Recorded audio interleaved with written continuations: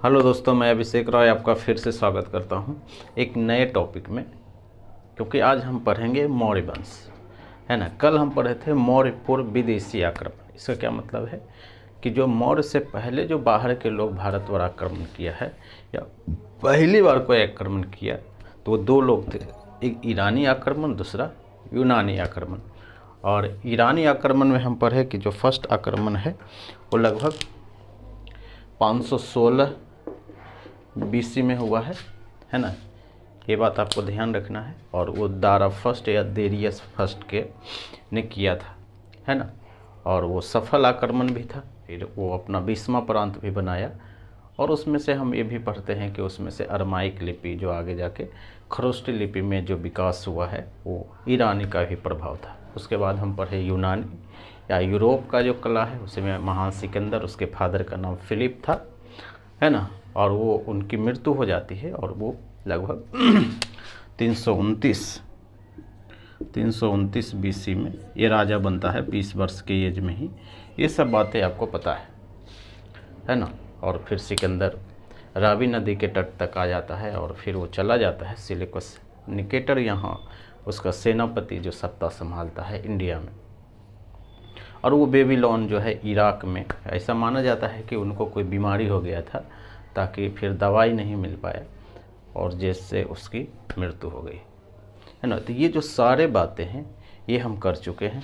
अब जो हम बात करेंगे वो बात करेंगे घनानंद जो है यानी मौर्य वंश की, है ना। क्योंकि अभी तक जितना हम पढ़ें उसमें जो मगध का जो राजा है वो है घनानंद, है ना। और ये कौन वंश का है?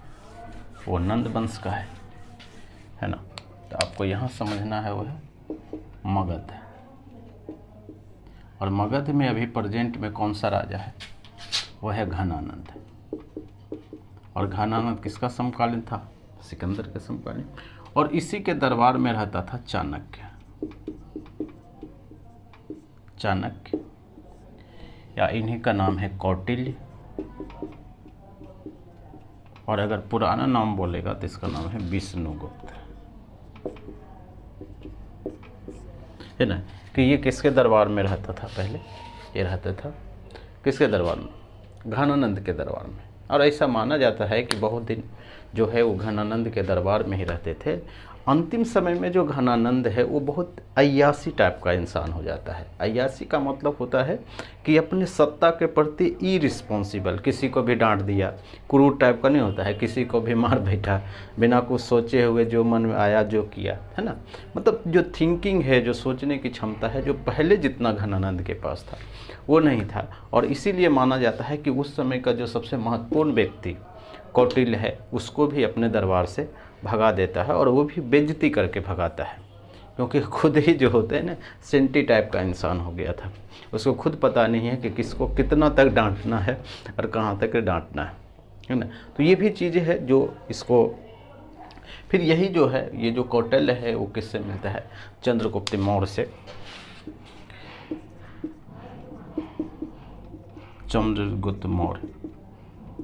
चंद्रगुप्त मौर्य से जब मिलता है ये आदमी, और जब आपको पता है कि ये जो है चाणक्य ये घनानंद के ही दरबार में रहता था, तो इसका क्या मतलब होता है कि जो घनानंद का जो भी अच्छी चीज़ें, बुरा चीज़ें, जो भी रणनीति होना चाहिए वो भी चीज़ें क्या होता है बता देता है मलिक मोहम्मद जायसी का जो पद्मावत है उसमें माना जाता है कि वो जो सेंटे होता है वो तोता होता है ना, इन्फॉर्मेशन देने वाला। किसको? अलाउद्दीन खिलजी को। लेकिन वहाँ पे मूवी में दिखाया है वो व्यक्ति है। और व्यक्ति जो रतन जो देव है, चित्तौड़ का जो राजा है, जो रानी पद्मावती उसकी जो वाइफ है ना।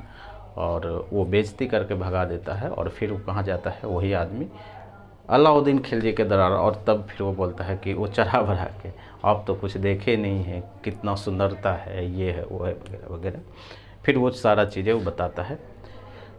यहाँ पे सिर्फ वही बातें हैं कि जो चाणक्य है, चाणक्य ने जो चंद्रगुप्त के वो है, चंद्रगुप्त को बताया कि हाँ से इनका ये स्ट्रॉन्ग पॉइंट है, ये वीक पॉइंट है, अब ये मेंटली ये थोड़ा सा हिला हुआ है ना। तो ये भी एक स्थिति है, वो अच्छी स्थिति है कि आप इस पर अटैक कर सकते हैं। और फाइनली इन्होंने इस पर अटैक किया, है ना, चंद्रगुप्त मौर्य ने, है ना। किस पर अटैक किया, घनानंद पर, और घनानंद की जो मृत्यु हो जाती है और उसके बाद एक वंश का स्थापना होता है, वो होता है मौर्य वंश, है ना। ये चीज़ है कि मौर्य वंश ही है पूरा एंशिएंट हिस्ट्री का मेन पॉइंट है, जो सेंटर पे जो बैठा हुआ है जो चीज़ें, वो है मौर्य वंश। अगर मौर्य वंश पर आपको पकड़ बन गया तो इसका मतलब है कि पूरा एंशिएंट हिस्ट्री में कहीं कोई दिक्कत नहीं होता है समझने में। तो सबसे ज़रूरी चीज़ है कि आपको क्या है, मौर्य वंश को एक एक बात को ध्यान से समझना है, जिस हिसाब से आप पहले से देखते आ रहे हैं उसी टाइप से, और अपना जो है वो बुक में भी लिखना है, नोट्स भी बनाना है, तो फिर आपको क्लियर हो जाएगा। ठीक है, अब हम पढ़ते हैं मौर्य वंश। और मगध में अब कौन सा राजा है, वह है मौर्य वंश।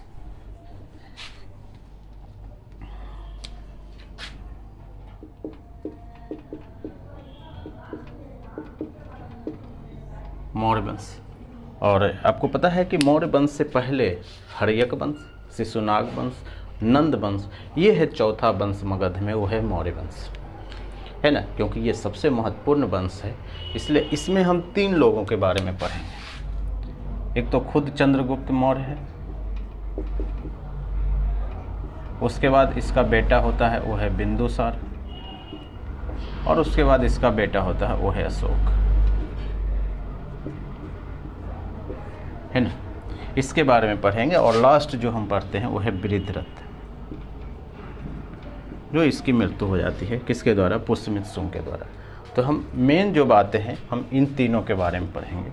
अगर आप मौर्य वंश का कार्यकाल देखें कि कितना दिन तक इन्होंने राज किया है, तो आपको पता चलेगा लगभग 323 BC से लेकर 185 BC तक ये टाइमिंग है इसका।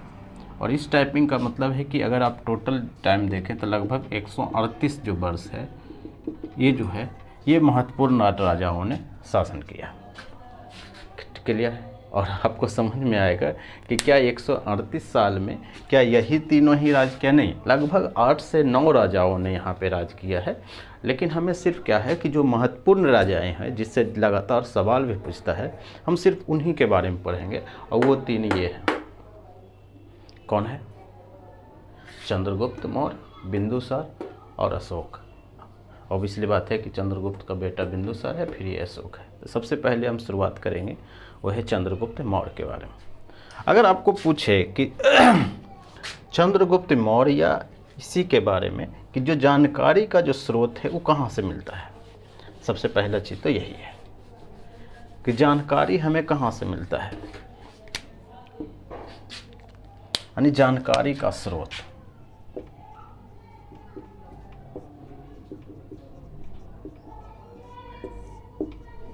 सबसे पहला तो यही है कि कौटिल्य का अर्थशास्त्र।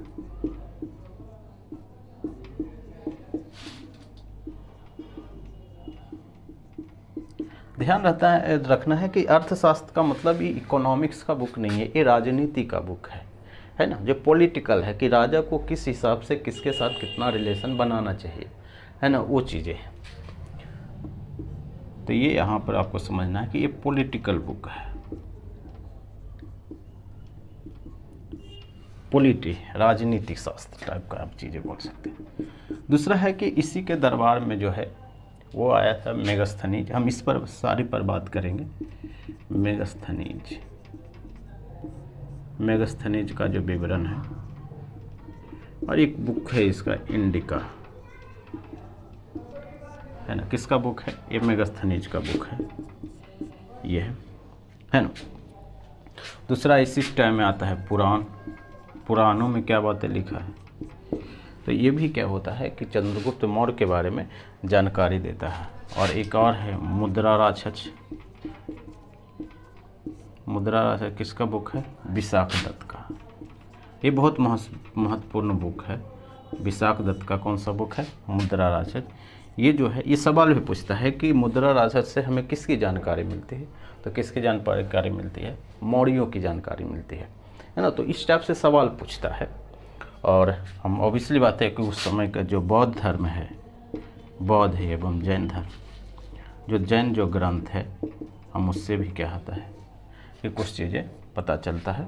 और अगर एक्स्ट्रा में कोई कहेंगे तो कुछ विदेशी लोग भी है जो चंद्रगुप्त मौर्य के बारे में कुछ लिखा है तो उनके बारे में तो हम ये भी लिखेंगे कि विदेशी लेखक।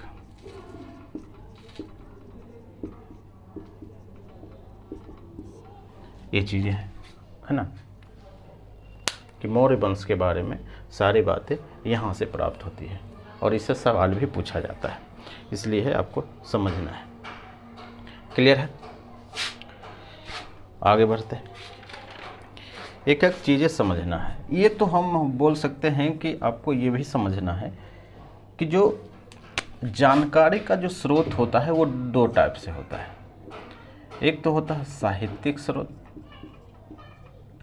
साहित्य का मतलब है कि कोई बुक लिखा हुआ है ना, जैसे ये सब है ना, ये सब चीज़ें लिखा हुआ है ना, उसी को पढ़ लिया और पढ़ने के बाद हमें पता चल जाता है कि जो चंद्रगुप्त मौर्य के टाइम में है वो किस टाइप की चीज़ें हो रहा था, है ना, सेना कितना था, सामाजिक स्थिति क्या था, धार्मिक स्थिति क्या था, राजनीतिक स्थिति क्या था, कहाँ लड़ाई किया, किससे झगड़ा हुआ, है ना। तो ये जो सारी बातें हैं, ये सब सारी बातें इस बुक को जब हम पढ़ लेते हैं तो हमें पता चल जाता है कि एक तो ये चीज़ें। दूसरा चीज़ें होता है वो होता है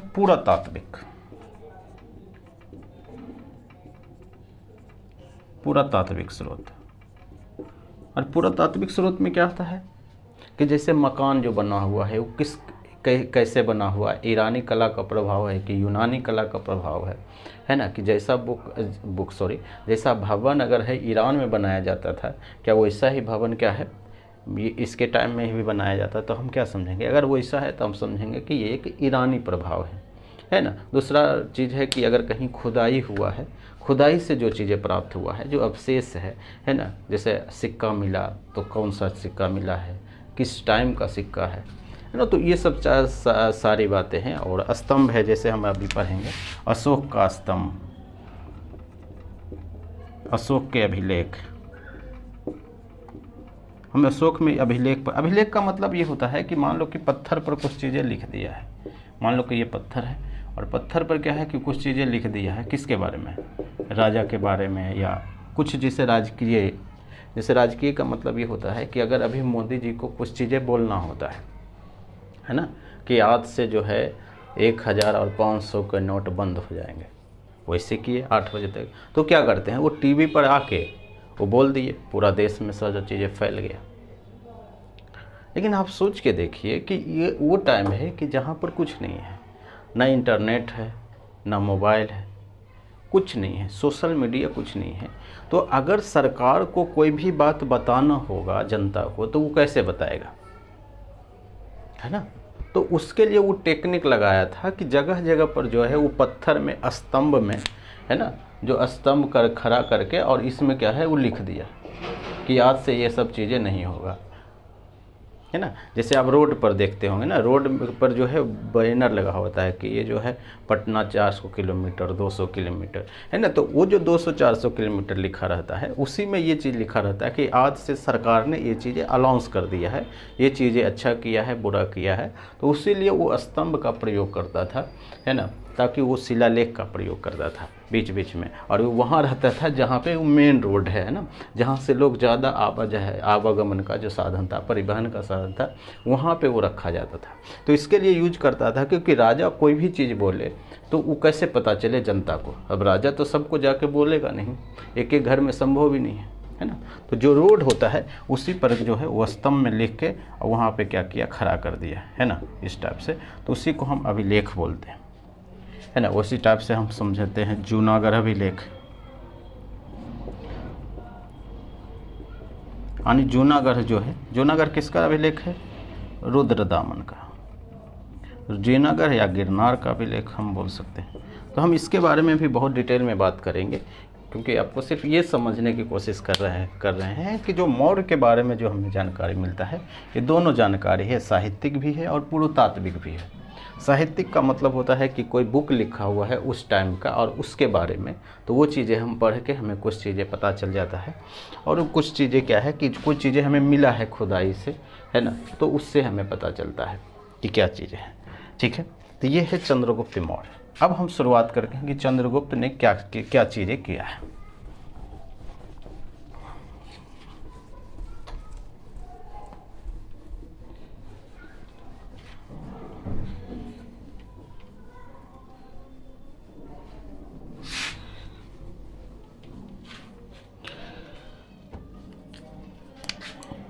अगर हम यहाँ पे देखें कि चंद्रगुप्त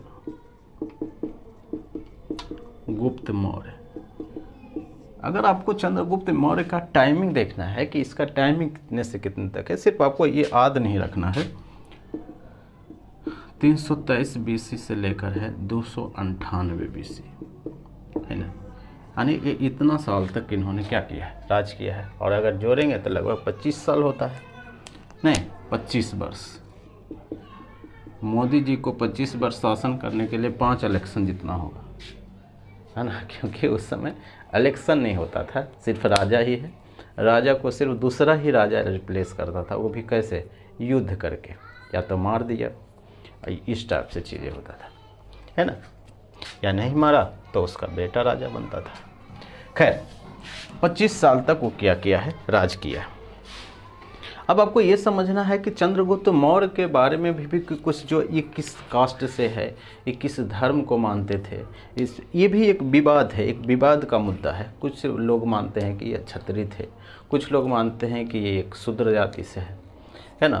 तो ये भी आपको क्या है, पता होना चाहिए। तो कौन लोग क्या मानते हैं, ये भी सवाल कभी कभी पूछ लेता है। तो इसकी पहचान को लेकर भी एक समस्या है, वो चीज़ें आपको पता होना चाहिए। जैसे जो विशाख दत्त है, मुद्रा राक्षस, हम बोले ना कुछ जानकारी मिलता है, तो मुद्रा राक्षस से जो जानकारी मिलती है, मुद्रा राक्षस पुराणों, है ना, या कोई भी ब्राह्मण ग्रंथ है, ऐसा माना जाता है कि जो चंद्रगुप्त मौर्य है उनको शूद्र जाति से थे, शूद्र जाति से, है ना। और दूसरा जो मानने वाले जो लोग हैं, जैसे बौद्ध एवं जैन जो ग्रंथ है, और वो मानते हैं कि ये है क्षत्रिय जाति से, ये क्षत्रिय है ना। तो ये सवाल भी पूछता है कि जो है बौद्ध एंड जैन ग्रंथों के अनुसार जो चंद्रगुप्त मौर्य है वो किस कास्ट से बिलोंग करते हैं या किस कुल से बिलोंग करते हैं। तो आपको बताना है कि क्षत्रिय कुल से बिलोंग करते हैं। क्लियर है, ये चीज़ें हैं। दूसरा चीज़ है कि कुछ बाहर के, जैसे हम बात किए कि कुछ विदेशी भी है, विदेशी लेखक, विदेशी लेखक इसमें क्या बोलते हैं। तो इसमें से कुछ नाम है जिसका नाम है जस्टिन एंड स्ट्रैबो। जस्टिन और स्ट्रैबो ये क्या मानते हैं, सेंड्रोकोटस यानी सेंट्रोकोटस मानते हैं। किसको, सेंट्रोकोटस किसको मानते हैं,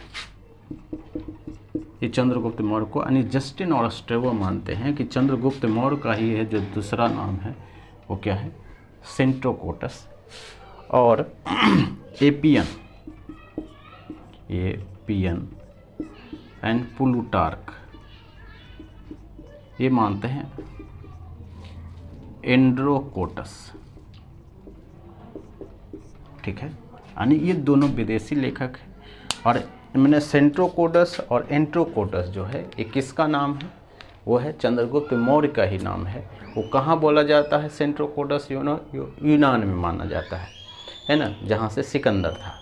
यानी कि वहाँ का लेखक है चंद्रगुप्त मौर्य को सेंट्रोकोटस और एंट्रोकोटस कह के माना जाता है। तो पता कैसे चला कि ये जो जितनी भी बातें हो रही है वो चंद्रगुप्त मौर्य के बारे में हो रही है। हम इस पर भी बात कर लेते हैं, क्योंकि आपको पता है कि जो चंद्रगुप्त मौर्य की जो पहचान है, पहचान हुई है 1837 में। यानी इसका क्या मतलब है कि 1837 से पहले हमें कुछ पता ही नहीं था कि अशोक कौन है, चंद्रगुप्त मौर्य क्या है, बौद्ध क्या है, जैन क्या है ना, ये सब चीज़ें आप समझ रहे हैं। तो ये जो 1837 में कौन पहचान किया है, तो 1837 में आपको पता है कि इस समय भारत में कौन है, अंग्रेज आया है। और अंग्रेज में जो है उन्होंने एक 1784 में एक संस्था बनाई है जिसका नाम है एशियाटिक सोसाइटी।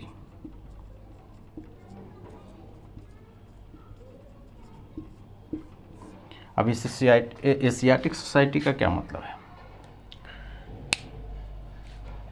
जो अंग्रेज है, एशियाटिक सोसाइटी किसने बनाया है? अंग्रेज ने बनाया, इंग्लिश।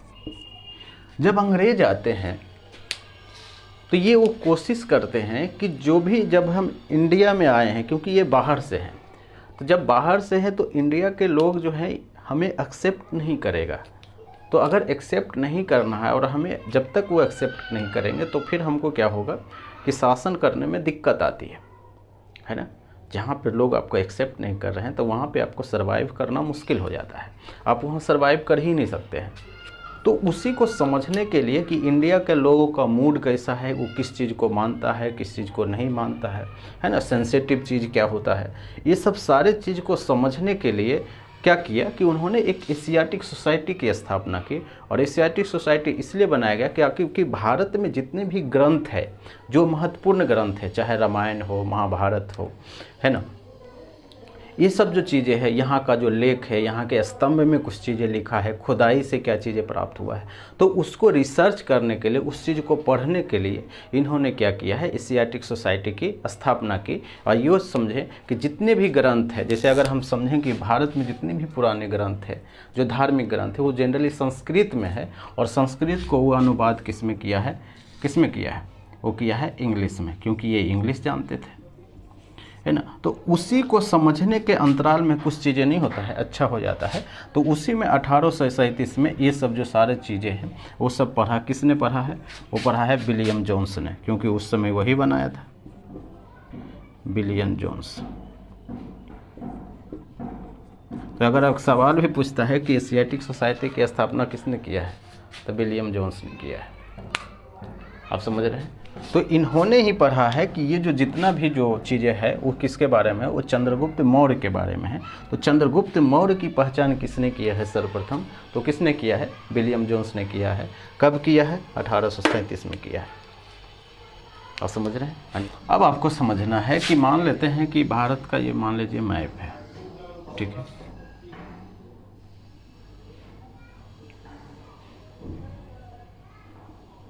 ये है, ये भारत का मैप है, ये बात हम पहले भी पढ़े। भारत के मैप में यहाँ पे कौन है?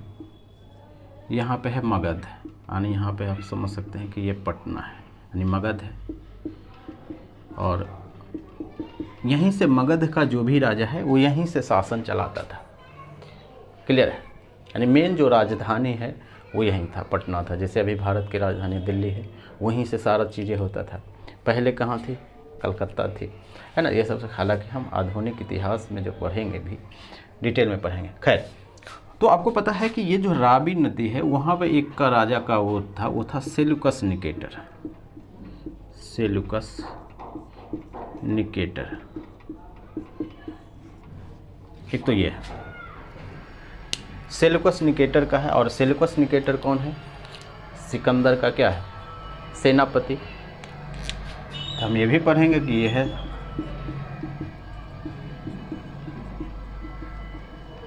सिकंदर का सेनापति है, और जिन्होंने यहाँ पे रह गया था।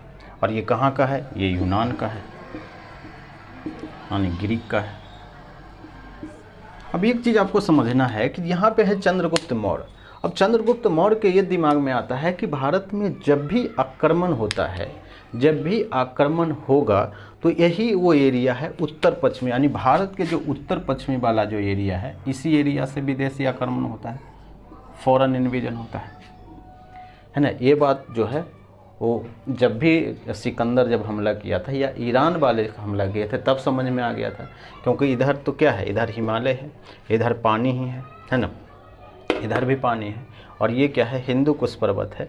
तो यही वो एरिया है जहाँ से क्या होता है भारत का, इसको हम बोलते हैं उत्तर पश्चिमी का एरिया। कौन सा एरिया है? उत्तर पश्चिम। आप अपने कॉपी में बढ़िया से दर्शाइएगा ताकि आपको कोई भी बात कन्फ्यूजन में ना आए, ठीक है।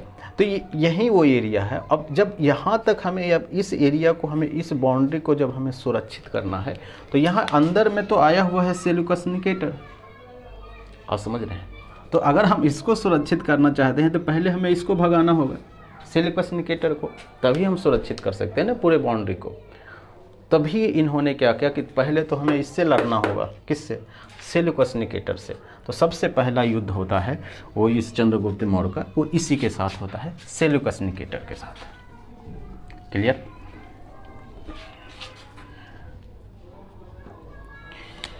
है ना। तो एक युद्ध होता है वो कौन सा, ये है मौर्य,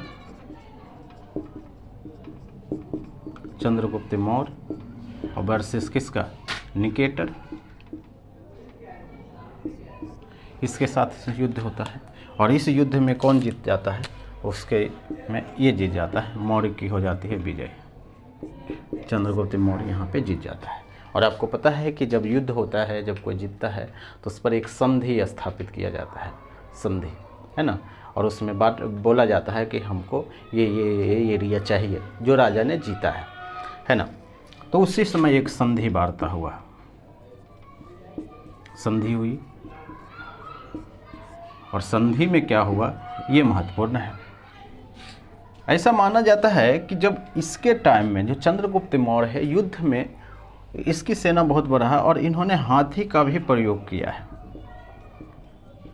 और यूनान वाले के सामने हाथी पहली बार समझ में आया कि हाथी भी कोई चीज़ है और कितना महत्वपूर्ण चीज़ें हैं हाथी। तो ये है कि ये बोला कि आप हमें हाथी दे दीजिए, कम से कम 5000 हाथी तो दे ही दो। किसने मांगा है, सेल्यूकस निकेटर ने मांगा। किससे मांगा, चंद्रगुप्त मौर्य से मांगा है। और ये बात किसको पता है, ये बात बोला है जस्टिन, यानी जस्टिन और प्लूटार्क के अनुसार। और जस्टिन और प्लूटार्क कौन है, वो है यूनानी लेखक है।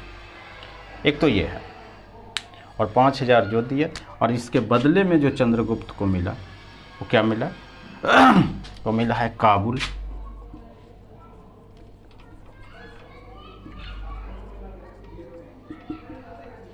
काबुल, कंधार, मकरान और हेरात, ये जो क्षेत्र है ये मिला। किसको मिला, ये मिला चंद्रगुप्त मौर्य को, है ना। ये किसको दिया, चंद्रगुप्त मौर्य ने दिया। किसको, सेल्यूकस निकेटर को। और ये जो काबुल, उसके बदले में क्या मिला, काबुल, कंधार, मकरान और हेरात, ये सब सारा जो है एरिया है वो मिला चंद्रगुप्त मौर्य को। अब देखेंगे कि ये जो एरिया है, ये लगभग जो एरिया की बात कर रहे हैं वो ईरान जो है ना, ये अफ़गानिस्तान का, ये वो अफ़गानिस्तान का एरिया है। और अफ़गानिस्तान का जब लगभग अफ़गानिस्तान का जो पूरा एरिया है वो चंद्रगुप्त मौर्य के कंट्रोल में आ जाता है। और देखेंगे कि जो अफ़गानिस्तान है वो किससे टच होता है, वो होता है ईरान से। यानी इसका मतलब है कि चंद्रगुप्त मौर्य का जो सीमा है वो किससे मिलता है ना, वो ईरान से मिलता है। तो ये सवाल भी होता है कि पहली बार, है ना, मौर्यों के टाइम में किसकी सीमा है, किस राज्य की जो सीमा है, किस मानी मगध की जो सीमा है वो ईरान से मिलता है, तो वो है चंद्रगुप्त मौर्य के टाइम में, है ना। तो ये भी सवाल पूछता है। एक तो ये है। तीसरा चीज़ है कि जब ऐसा हुआ है तो इन दोनों के बीच दोस्ती भी हो जाता है। दोस्ती का मतलब है कि ये जो निकेटर है ये अपना जो राजदूत है, राजदूत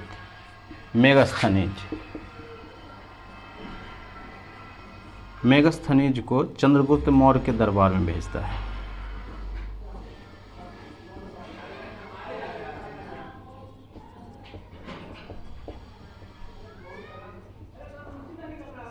अब यहाँ पे आपको समझना है कि ये जो राजदूत क्या चीज़ है। पहला चीज़ तो यही समझना है कि राजदूत क्या होता है। अब देखेंगे कि भारत सरकार का भी है, अलग अलग देशों में राजदूत है ना। जैसे अगर ये इंडिया है, इंडिया का भी अलग अलग देशों में राजदूत है। अब ध्यान देखेंगे कि राजदूत वहाँ होता है कि जहाँ से इंडिया का रिलेशन है, समझ रहे हैं, रिलेशन है, जहाँ से कुछ व्यापार होता है, कुछ ट्रेड होता है, कुछ भी चीज़ों को आदान प्रदान होते रहता है, उसी को हम राजदूत बोलते हैं, है ना। तो अगर हम देखेंगे कि जहाँ से रिलेशन नहीं है, जैसे पाकिस्तान से रिलेशन नहीं है, इसका क्या मतलब है कि पाकिस्तान के साथ ना इंडिया का राजदूत पाकिस्तान में रहता है, ना पाकिस्तान का राजदूत कहाँ रहता है, इंडिया में रहता है, क्योंकि रिलेशन ही नहीं है, कोई मतलब ही नहीं है, तो ये राजदूत रखने का कोई मतलब ही नहीं है ना। तो उसी टाइप से राजदूत का मतलब यही होता है। ये राजदूत अभी के हिसाब से कौन बनते हैं कि जो होता है ना कि 3 एडमिनिस्ट्रेशन होता है, एक IAS बनता है, एक IPS होता है, है ना, एक IAFS होता है ना। तो इसमें से कुछ लोग जो जिसका बेहतर रैंक आता है तो कुछ तो IAS बन जाते हैं, लेकिन जो लोग IAS नहीं बन पाते हैं तो उसको एक रैंक अलॉट होता है, इसको बोलते हैं IFS। ये होता है IFS का मतलब है कि इंडियन जंगल सर्विस, है ना, फॉरेस्ट सर्विस, जो जंगल में जो मेन एडमिनिस्ट्रेशन होता है वो। लेकिन अगर ये जो IFS है वो होता है कि इंडियन फॉरेन सर्विस, है ना, ये लोग वही लोग राजदूत बनते हैं ना। तो ये लोग होते हैं वहाँ पे, यदि भारत सरकार के कुछ चीज़ें कनेक्ट करना हो तो इसी से पूछेगा कि अगर अमेरिका में अगर राजदूत है तो अमेरिका के बारे में अगर हमें बताओ, तो ये बताएगा, क्योंकि यही अपना आदमी है, यही बता सकता है सही से, है ना। तो ये चीज़ें होता है। जब मोदी जी को यहाँ जाना होगा अमेरिका, तो इसी से पहले पूछेंगे क्या माहौल कैसा है, क्या है, आ सकते हैं नहीं आ सकते, है ना। तो उस एजेंसी को हाई कमान बोलते हैं। तो ये सब जो सर, इसीलिए राजदूत क्या होता, मेगास्थनीज को इसने अपने दरबार में, इसका मतलब क्या है कि जो रिलेशन है वो क्या हुआ, बना, रिलेशन बन रहा है। और इतना ही नहीं, ये जो सेल्यूकस निकेटर जो अपनी जो बेटी है इसका हेलेना, इसका बेटी का क्या नाम है, हेलेना, हेलेना का भी शादी कर देता है किससे, चंद्रगुप्त मौर्य से, यानी दामाद हो गया चंद्रगुप्त मौर्य, है ना। तो ये भी आपको क्या है समझना है। तो ये पूरा कहानी है सेल्यूकस निकेटर का। और सेल्यूकस निकेटर यहाँ से भाग जाता है और ये ईरान और यूनान के क्षेत्र में जो है वो जाके क्या करने पर लगता है, राज करने लगता है। खैर हमको उसके बाद नहीं पता है कि कहाँ गया नहीं गया, हाँ, लेकिन वो यहाँ से जो है खाली करके, क्योंकि अब जो चंद्रगुप्त मौर्य की सीमा है वो यहाँ तक आ गई है ना। तो ये है, तो ये सुरक्षित एरिया है। क्लियर।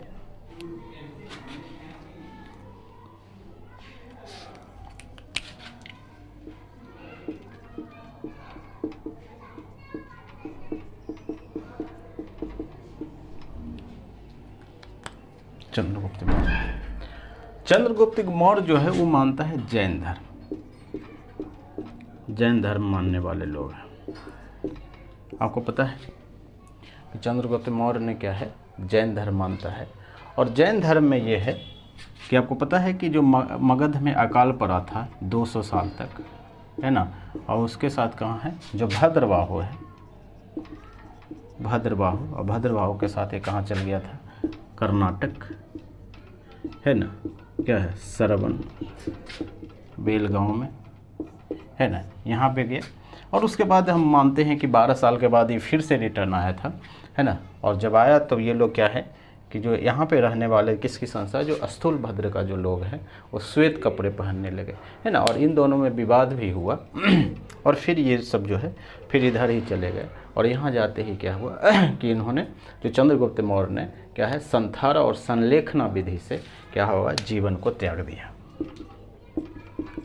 संथारा एंड संलेखना विधि से इसकी क्या होगी, मृत्यु हो जाती है। और आपको पता है कि संथारा और संलेखना क्या है, हम जैन धर्म में डिटेल से डिस्कस किए थे, है ना। आश्रय, संभर, निर्जरा, ये जो सारी बातें हैं हम बात किए। खैर, तो ये तो मृत्यु हो गया। और अगर हम समझें कि जैन धर्म भिक्षु बनने से पहले या जो कर्नाटक का श्रवण बेलगांव जाने से पहले क्या हुआ कि चंद्रगुप्त मौर्य ने अपना जो बेटा है बिंदुसार को राजा जो सत्ता है वो सौंप के जाता है, यानी बिंदुसार, यानी इसके बाद जो राजा बनता है वो होता है बिंदुसार। क्लियर है, बिंदुसार। तो अब हम पढ़ेंगे, वो पढ़ेंगे बिंदुसार के बारे में। तो अब नेक्स्ट जो है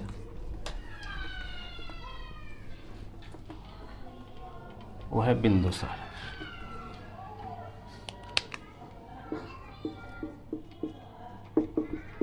बिंदुसार किसका बेटा है, बिंदुसार है चंद्रगुप्त मौर्य का बेटा। और इसका अगर आप टाइमिंग देखेंगे तो टाइमिंग आपको पता है कि 298 से तक ही रहा था। तो 298 से लेकर 273 BC तक जो है ये राज किया है, किस पर, मगध पर, है ना।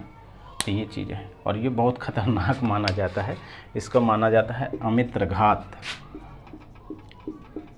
अमित्रघात, और इसको हम बोलते हैं शत्रु विनाशक। और इसका क्या मतलब है, इसका मतलब ये होता है कि जो इससे दुश्मनी लिया उसको ये पूरी तरीके से बर्बाद ही कर देनी होता है। उस टाइप से शत्रु विनाशक, जो इसका शत्रु है उसको विनाश कर देता है। ये चीज़ है। एक तो इसको बोला जाता है, इस सवाल भी पूछता है कि अमित्र घात किसको बोलते हैं, तो ये बिंदुसार को, है ना, ये चीज़ है। दूसरा है जैन ग्रंथों में इसको बोलते हैं सिंह सेन, इसमें बोलते हैं जैन ग्रंथों में इसी का नाम है वो सिंह सेन, यानी इसका दो नाम है। ये दोनों सवाल पूछता है कि सिंह सेन जो है वो किसको बोला जाता है। एक तो ये,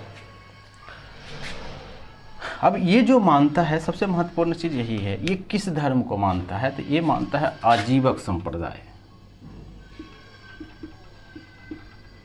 आजीवक संप्रदाय। अब आपको समझना है, ये आप पहली बार इसका नाम सुने होंगे, है ना, आजीवक संप्रदाय क्या चीज़ है। आपको पता है कि जब भी बौद्ध धर्म और जैन धर्म हम पढ़ रहे थे, तो उस समय जो है लगभग 62 धर्मों का जो है उस समय उत्थान हुआ था, और उस समय सिर्फ 2 धर्म जो हुआ वो फेमस हुआ था, यानी 3 धर्म। आजीवक संप्रदाय भी, क्योंकि अभी भी उतना फेमस नहीं है, तो जो वह उस समय जब हुआ था, यानी जो 3 धर्म है अगर हम समझें, यानी 62 में जो धर्म हुआ था, है ना, तो उसको हम बोलते थे बौद्ध धर्म, बौद्ध, जैन, और एक है आजीवक। अगर हम बात करें कि बौद्ध धर्म के संस्थापक कौन थे, वो तो बुद्ध ही है ना, और जैन के वो ऋषभदेव थे, है ना, महावीर के टाइम में आके फेमस हुए। और आजीवक संप्रदाय का जो संस्थापक है मैखली गोशाला, यानी जो है मैखली गोशाला है, कौन सा, आजीवक संप्रदाय के संस्थापक। इस सवाल में पूछता है। और जो आजीवक संप्रदाय है वो है नियतिवादी को मानता है। अब नियतिवादी क्या चीज़ है, नियति का मतलब ये होता है कि सारा चीज़ें फिक्स है। जैसे हम आपको पढ़ा रहे हैं, ये फिक्स है, वो लिखा हुआ है कि हम पढ़ाएंगे ही। आप पढ़ रहे हैं, वो लिखा हुआ, आप ना चाहते हो क्योंकि लिखा हुआ है तो होगा, है ना, सारा चीज़ लिखा हुआ है। जो भगवान की इच्छा है वही होगा, हमारे सोचने से कुछ नहीं होता है। क्लियर है, यानी आपको अगर जॉब हो जाता है तो इसका मतलब किसका इच्छा है, भगवान का इच्छा है। नहीं होता है तो किसका इच्छा है, भगवान की इच्छा है ना। फैमिली वाले बिना मतलब को दोष देते रहते हैं, है ना, क्योंकि ऊपर में ही सारा चीज़ें लिखा हुआ है, तो हमारे तो लोग तो कठपुतली है। ये चीज़ें हैं, यानी ईश्वर के बिना जो है क्या होता है ना कि एक पत्ता भी नहीं हिल सकता है। वो चीज़ें हैं, वो यही मानता है, वो नियतिवादी वाले लोग मानते हैं, आजीवक संप्रदाय वाले लोग मानते हैं। और ये मानने वाले कौन है मगध में, वो है बिंदुसार, है ना। तो ये चीज़ें हैं, ये सवाल जरूर पूछता है। मैखली गोशाला जो है ये मानते हैं। इसी के टाइम में तक्षशिला में 2 विद्रोह हुआ है। तक्षशिला आपको पता है गंधार में, और क्योंकि इसका शिला जो है, इसका जो एरिया अब जो आपको पता है, क्योंकि ईरान से टच होता है ना, तो ईरान, अफ़गानिस्तान, फिर पाकिस्तान, है ना, उसके बाद इंडिया आता है, इस टाइप से। तो ये जो तक्षशिला है इस एरिया में कहीं ना कहीं है ना। तो तक्षशिला में क्या हुआ है,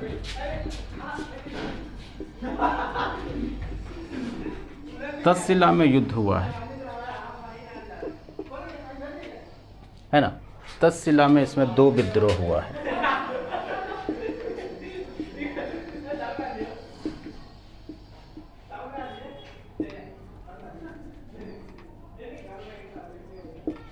यहाँ पे विद्रोह हुआ है, और इसका जो बेटा है उसका नाम है, एक का नाम है सुसीम और दूसरे का नाम है अशोक।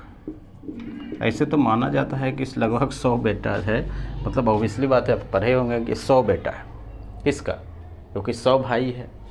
अब एक अलग एक मुद्दा है, क्योंकि बहुत सारा राजा जो है बहुत सारा शादियाँ कर लेता था, तो पता नहीं कहाँ से ये सब निकल गया है कि अशोक जो है के पास 100 भाई था और सबसे छोटा था, और सब भाई के मार को ही क्या होता है, ये राजा बनता है। तो ये पता नहीं कहाँ से मिलता है, लेकिन ये फेमस कहानी है।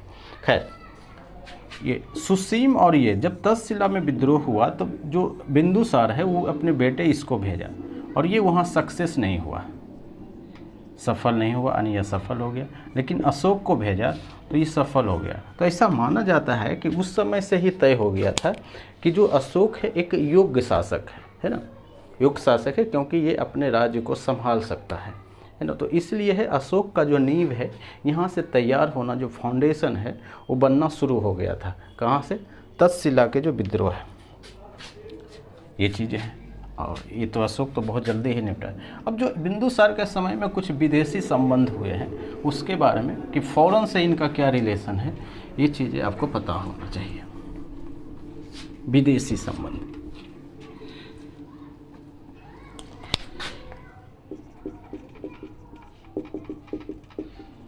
यानी इसको हम बोलते हैं ना इंटरनेशनल रिलेशन,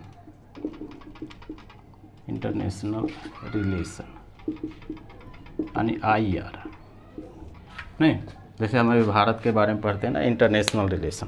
तो इनका जो महत्वपूर्ण जो है वो है सीरिया, दो देश से है, एक का नाम है सीरिया और दूसरा हम जो पढ़ते हैं वो है मिस्र या इजिप्ट, यानी लगभग बहुत सा देशों से था, लेकिन ये दोनों के बारे में हमें महत्वपूर्ण चीज़ें पढ़ना है। जिस समय बिंदुसार शासन में था उस समय सीरिया के राजा का क्या नाम है? जो सीरिया का जो राजा है उसका नाम है एंटियोकस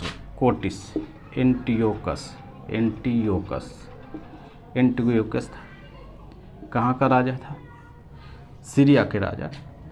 और इसमें जो राजदूत है, इसका एक राजदूत है, उसका नाम है डायमेकस। एक तो यही सवाल है। और ये जो डायमेकस है वो किसके दरबार में आया था? वो बिंदुसार के दरबार में आया था। पहला सवाल तो यही है ना। हम आपको पता है कि राजदूत वही होता है जिसके साथ रिलेशन होता है।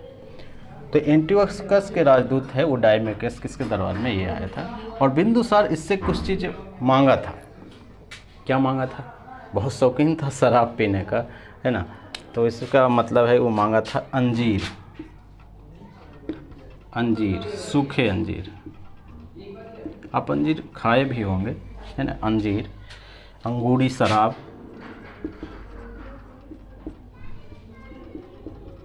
यानी शराब पीने का वो है। और दूसरा है फिलोसफर, दार्शनिक। ये मांगा था कि आप हमको भेजिए। किससे बोला था? एंटियोकस से। या तो हमें सूखा अंजीर भेजिए, अंगूरी शराब भेज दीजिए, ताकि हो सकता है मगध में ना मिलता हो या अच्छा शराब ना मिलता हो, है ना। और दार्शनिक, तो ये दोनों तो ये भेज दिया क्योंकि ये सस्ता भी है। और ये जो दार्शनिक है ये नहीं भेजा। ये बोलता है कि हमारा जो संस्कृति है उसके अगेंस्ट है, इसलिए हम वो चीज़ें नहीं भेजते। तो ये सवाल भी बनता है कि क्या चीज़ें हैं और किससे है बिंदुसार ने मांगा था। क्लियर है? ये है। दूसरा है मिस्र। मिस्र के शासक है जिसका नाम है टॉलमी द्वितीय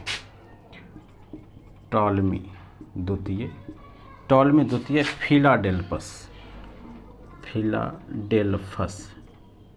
तो कभी कभी अगर सवाल में आता है तो वो फिलाडेल्फस ही आ जाएगा, लेकिन इसका पूरा नाम क्या है? टॉलमी द्वितीय फिलाडेल्फस, है ना। और इसका जो राजदूत है